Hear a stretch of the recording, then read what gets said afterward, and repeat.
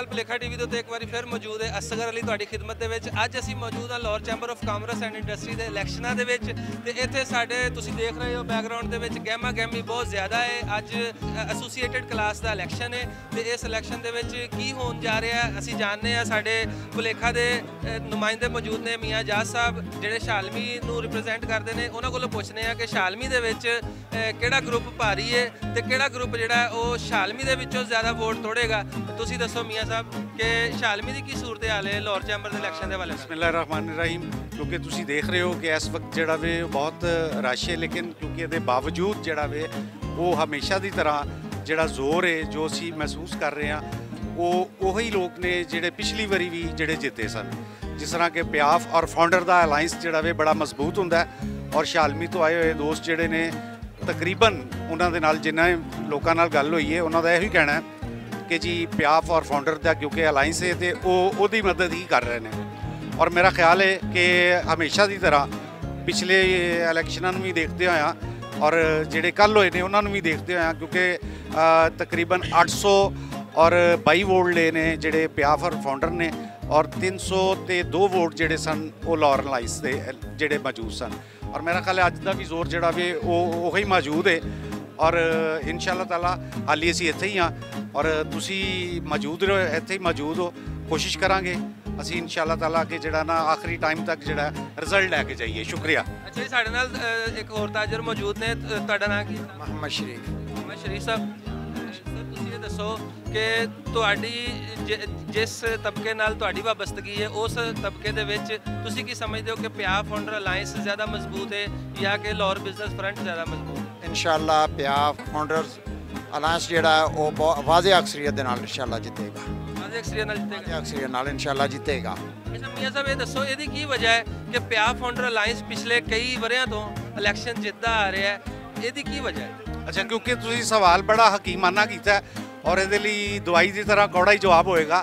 ਕਿਉਂਕਿ ਕਹਿ ਲਓ ਤੁਸੀਂ ਕਿ ਜਿਹੜੇ ਤਾਜਰਾਂ ਦੀ ਮਦਦ ਕਰਦੇ ਨੇ, ਤਾਜਰਾਂ ਦੀ ਗੱਲ ਨੂੰ ਸੁਣਦੇ ਨੇ, ਤਾਜਰਾਂ ਦੇ ਨਾਲ ਟੁਰਦੇ ਨੇ, ਉਹ ਪਿਆਫ ਔਰ ਫਾਊਂਡਰ ਹੀ ਹੈ। ਇਸ ਵਜ੍ਹਾ ਤੋਂ ਹਾਲੀ ਉਹਨਾਂ ਨੂੰ ਟਾਈਮ ਲੱਗੇਗਾ ਔਰ ਸਾਡੀਆਂ ਦੁਆਵਾਂ ਉਹਨਾਂ ਦੇ ਨਾਲ ਵੀ ਨੇ। ਉਹਨਾਂ ਨੂੰ ਥੋੜ੍ਹਾ ਟਾਈਮ ਲੱਗੇਗਾ, ਉਹਨਾਂ ਨੂੰ ਮਿਹਨਤ ਕਰਨੀ ਪਏਗੀ ਔਰ ਉਹਦੇ ਵਾਸਤੇ ਜਿਹੜਾ ਵੇ ਜ਼ਰੂਰੀ ਗੱਲ ਜਿਹੜੀ ਹੈ ਉਹਨਾਂ ਲਈ ਹੋਏਗਾ ਕਿ ਤਾਜਰਾਂ ਦੇ ਨਾਲ ਪੂਰੇ ਲਾਹੌਰ 'ਚ ਉਹਨਾਂ ਦੀ ਕੋਆਰਡੀਨੇਸ਼ਨ ਦਾ ਹੋਣਾ ਜ਼ਰੂਰੀ ਹੈ। ਔਰ ਇਹ ਕਿਉਂਕਿ ਇਹਨਾਂ ਦੀ ਕੋਆਰਡੀਨੇਸ਼ਨ ਵੀ ਬਹੁਤ ਅੱਛੀ ਹੈ ਔਰ ਤਾਜਰ ਆਪਣੇ ਮਸਲੇ ਮਸਾਇਲ ਲਈ ਜਾਂਦੇ ਵੀ ਇਹਨਾਂ ਦੇ ਕੋਲ ਨੇ। ਇਸ ਵਜ੍ਹਾ ਦੇ ਉੱਤੋਂ ਜਿਹੜਾ ਮੀਆਂ ਸਾਹਿਬ ਇਹ ਦੱਸੋ ਸਾਡੇ ਵੀਵਰਸ ਦੀ ਰਹਿਨੁਮਾਈ ਵਾਸਤੇ ਕਿ ਇਹ 2 ਦਿਨ ਦਾ ਇਲੈਕਸ਼ਨ ਕਿਉਂ ਹੁੰਦਾ ਹੈ? ਇਹ 2 ਅਲੱਗ-ਅਲੱਗ ਇਲੈਕਸ਼ਨ ਕਾਹਦੇ ਨੇ? ਇਹ ਕੀ ਹੈ ਸਾਡੇ ਵੀਵਰਸ ਨੂੰ ਪਤਾ ਚੱਲੇ ਕਿ ਇਹ Lahore chamber of commerce the election 2 ਦਿਨ ਕਿਉਂ ਹੁੰਦਾ ਔਰ 2 ਅਲੱਗ-ਅਲੱਗ ਕਲਾਸਾਂ ਨੇ, ਕਿਹੜੀਆਂ ਅਲੱਗ-ਅਲੱਗ ਕਲਾਸਾਂ? ਅੱਛਾ ਜੀ, ਉਹ ਜਿਹੜਾ ਇਲੈਕਸ਼ਨ 26 ਤਰੀਕ ਵਾਲਾ ਸੀ ਉਹ ਕਿਉਂਕਿ ਜਿਹੜਾ ਇੰਡਸਟਰੀਅਲ ਹੁੰਦਾ ਹੈ, ਦੂਸਰਾ ਜਿਹੜਾ ਵੇ ਉਹ ਕਿਉਂਕਿ ਤਾਜਰਾਂ ਵਾਸਤੇ ਹੁੰਦਾ ਵੇ ਹੈ ਤੇ ਉਹ ਵੀ ਤਾਜਰ ਹੀ ਨੇ, ਲੇਕਿਨ ਕਿਉਂਕਿ ਇੱਕ ਅਲੱਗ-ਅਲੱਗ ਜਿਹੜਾ ਨਾਮ ਦਿੱਤਾ ਗਿਆ ਉਹਦੀ ਵਜ੍ਹਾ ਦੇ ਨਾਲ ਇਹਨਾਂ ਦੇ ਕਾਰਡ 'ਚ ਵੀ ਡਿਫਰੈਂਟ ਹੈ ਦੋਨਾਂ ਦੇ।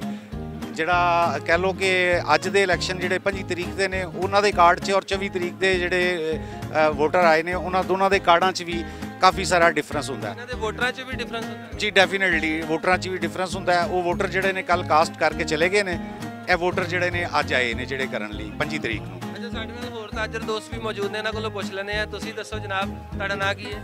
ਮਹਿਰ ਮੁਹੰਮਦ ਸਦੀਕ। ਮਹਿਰ ਸਾਹਿਬ ਇਹ ਦੱਸੋ ਕਿ ਅੱਜ ਦੇ ਇਲੈਕਸ਼ਨ 'ਚ ਕਿਹਦਾ ਪੱਲਾ ਭਾਰੀ ਵੇਖ ਰਹੇ ਹੋ?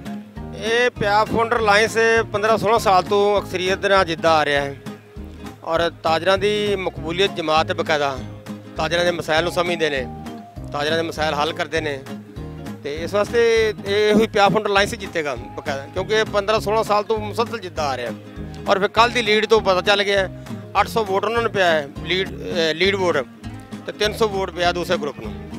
822 ਔਰ 302 822 ਔਰ 302। ਸਦੀਕ ਸਾਹਿਬ ਨਾਲ ਤੁਹਾਡੀ ਗੱਲ ਹੋਈ। ਸਦੀਕ ਸਾਹਿਬ ਦਾ ਤਾਰਫ ਬਹੁਤ ਜ਼ਰੂਰੀ ਹੈ। ਸਦੀਕ ਸਾਹਿਬ ਜਿਹੜੇ ਨੇ ਇਹ ਤਾਜਰ ਲੋਕ ਅਖਬਾਰ ਦੇ ਚੀਫ ਐਡੀਟਰ ਨੇ ਔਰ ਇਤਫਾਕ ਦੀ ਗੱਲ ਹੈ ਕਿ ਐਸੇ ਇਦਾਰੇ ਦੇ ਨਾਲ ਇੱਕ ਅਰਸਾ ਮੁਨਸਲਿਕ ਰਹੇ ਨੇ। ਅੱਜ ਵੀ ਇਹ ਸਾਡੇ ਇਦਾਰੇ ਦਾ ਹਿੱਸਾ ਨੇ ਔਰ ਬਲਕਿ ਅਸੀਂ ਵੀ ਇਹਨਾਂ ਦੇ ਇਦਾਰੇ ਦਾ ਹਿੱਸਾ। ਭੁਲੇਖਾ ਟੀਵੀ ਤੇ ਭੁਲੇਖਾ ਅਖਬਾਰ ਦੇ ਵਿੱਚ ਤਾਜਰਾਂ ਦੀ ਭਰਪੂਰ ਜਿਹੜਾ ਕਵਰੇਜ ਕੀਤੀ ਜਾਂਦੀ ਹੈ, ਇਸੇ ਵਾਸਤੇ ਅਸੀਂ ਅੱਜ ਇੱਥੇ ਮੌਜੂਦ ਹਾਂ ਤੇ ਅਸੀਂ ਇੱਥੇ ਮੌਜੂਦ ਹੈਗੇ ਸਾਂ ਪਿਆਫ ਫਾਊਂਡਰ ਅਲਾਈਅੰਸ ਦੇ ਜਿਹੜੇ ਰਿਪਰੈਜ਼ੈਂਟੇਟਿਵ ਨੇ, ਨੁਮਾਇੰਦਗਾਨ ਨੇ, ਉਹਨਾਂ ਦੇ ਵਿੱਚ ਅਸੀਂ ਹੁਣ ਦੂਸਰੇ ਗਰੁੱਪ ਕੋਲ ਜਾਂਦੇ ਹਾਂ, ਉਹਨਾਂ ਕੋਲੋਂ ਪੁੱਛਦੇ ਹਾਂ ਕਿ ਉਹਨਾਂ ਦੀ ਕੀ ਪੋਜੀਸ਼ਨ ਹੈ। ਆਓ ਜ਼ਰਾ। ਲੋ ਜੀ, ਅਸੀਂ ਹੁਣ ਮੌਜੂਦ ਹਾਂ ਲਾਹੌਰ ਬਿਜ਼ਨਸਮੈਨ ਫਰੰਟ ਦੇ ਨੁਮਾਇੰਦਿਆਂ ਦੇ ਵਿੱਚ। ਇਹਨਾਂ ਕੋਲੋਂ ਪੁੱਛਦੇ ਹਾਂ ਕਿ ਇਲੈਕਸ਼ਨ ਨੂੰ ਇਹ ਕਿਸ ਤਰ੍ਹਾਂ ਦੇਖ ਰਹੇ ਨੇ ਤੇ ਇਹਨਾਂ ਦੀ ਪੋਜੀਸ਼ਨ ਕੈਸੀ ਜਾ ਰਹੀ ਹੈ। ਤੁਸੀਂ ਦੱਸੋ ਸਰ, ਨਾਂ ਕੀ ਆਪਣਾ? सर जी हबीबुल्ला मेरा नाम है।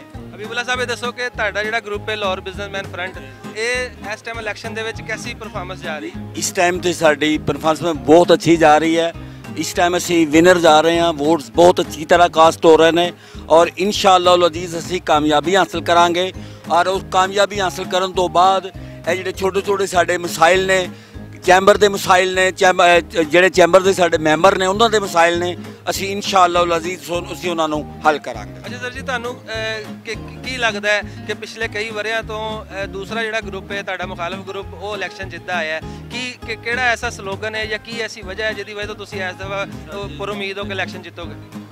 ਇਹ ਜਿਹੜਾ ਪਹਿਲਾ ਸਾਡਾ ਗਰੁੱਪ ਹੈ ਉਹ ਤਕਰੀਬਨ 40 ਸਾਲ ਤੋਂ ਚੈਂਬਰ ਆਫ ਕਾਮਰਸ ਤੇ ਕਾਬਜ਼ ਹੈ ਔਰ ਉਹਨਾਂ ਦੇ ਹੱਥ ਮਜ਼ਬੂਤ ਸਨ। ਉਹਨਾਂ ਨੂੰ ਬਾਹਰ ਕੱਢਣ ਵਾਸਤੇ ਲਾਹੌਰ ਬਿਜ਼ਨਸਮੈਨ ਫਰੰਟ ਜਿਹੜਾ ਮੈਦਾਨ 'ਚ ਆਇਆ ਔਰ ਇਨਸ਼ਾਅੱਲਾਹ ਅਜ਼ੀਜ਼ ਅਸੀਂ ਇਸ ਆਪਣੇ ਮਕਸਦ 'ਚ ਕਾਮਯਾਬ ਹੋਵਾਂਗੇ ਔਰ ਤਾਜਰਾਂ ਦੇ, ਟੈਕਸਟਾਈਲ ਦੇ, ਮਾਰਕੀਟਾਂ ਦੇ ਤਮਾਮ ਸਰਾਫਾ ਬਾਜ਼ਾਰ, ਆਜ਼ਮ ਕਲਾਥ ਮਾਰਕੀਟ, ਕਿਸਾਨ ਭਾਈ ਔਰ ਜਿਤਨੇ ਵੀ ਔਰ ਤਮਾਮ ਮਸਾਇਲ ਅਸੀਂ ਉਹਨਾਂ ਦੇ ਸੁਣਾਂਗੇ ਔਰ ਹੱਲ ਕਰਾਂਗੇ। ਅੱਛਾ, ਤੁਸੀਂ ਦੱਸੋ ਸਰ ਕਿ ਤੁਹਾਨੂੰ ਕੀ ਲੱਗਦਾ ਹੈ ਕਿ ਲਾਹੌਰ ਬਿਜ਼ਨਸਮੈਨ ਫਰੰਟ ਜਿਹੜਾ ਗਰੁੱਪ ਹੈ ਤੁਹਾਡਾ, ਉਹ ਕਾਮਯਾਬੀ ਹਾਸਲ ਕਰੇਗਾ?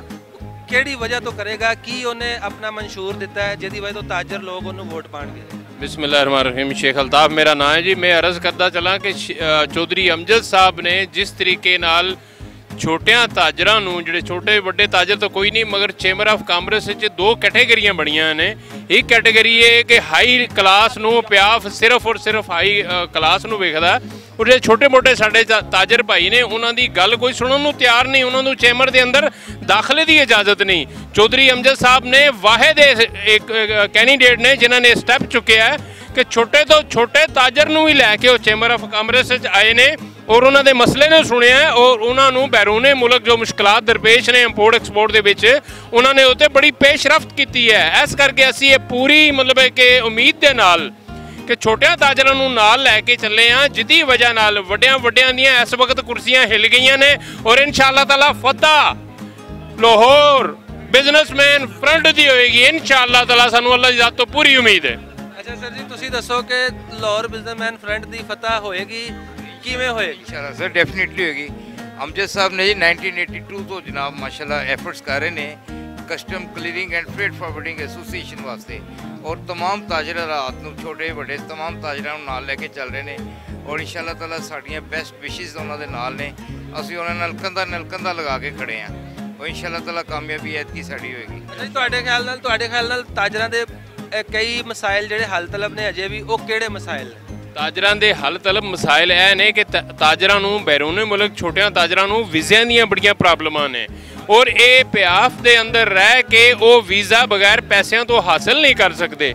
ਜਦਕਿ ਚੌਧਰੀ ਅਮਜਦ ਸਾਹਿਬ ਦਾ ਇੱਕ ਵਿਜ਼ਨ ਹੈ ਔਰ ਵਿਜ਼ਨ ਇਹ ਵੇ ਕਿ ਅਸੀਂ ਛੋਟਿਆਂ ਤਾਜਰਾਂ ਨੂੰ ਵੀਜ਼ਾ ਫ੍ਰੀ ਕਰਾਂਗੇ ਤਾਂ ਕਿ ਜਿਸ ਮੁਲਕ ਦੇ ਨਾਲ ਵੀ ਉਹ ਕਾਰੋਬਾਰ ਕਰਨਾ ਚਾਹਣ ਉਹਨੂੰ ਕਿਸੇ ਕਿਸਮ ਦੀ ਪਰੇਸ਼ਾਨੀ ਨਾ ਹੋਵੇ ਔਰ ਛੋਟਾ ਤਾਜਰ ਉੱਤੇ ਆਏਗਾ ਤਾਂ ਮੁਲਕ ਦੀ ਇਕਾਨਮੀ ਮਜ਼ਬੂਤ ਹੋਏਗੀ। ਅੱਛਾ, ਇਸ ਤੋਂ ਇਲਾਵਾ ਜਿਹੜੇ ਮੁਕਾਮੀ ਸਤ੍ਹਾ ਦੇ ਉੱਤੇ ਟੈਕਸ ਦੇ ਹਵਾਲੇ ਨਾਲ ਮਸਾਇਲ ਨੇ, ਉਹ ਵੀ ਤੁਸੀਂ ਸਮਝਦੇ ਹੋ ਕਿ ਉਹ ਵੀ ਹੱਲ ਤਲਬ ਨੇ ਅਜੇ ਤੱਕ?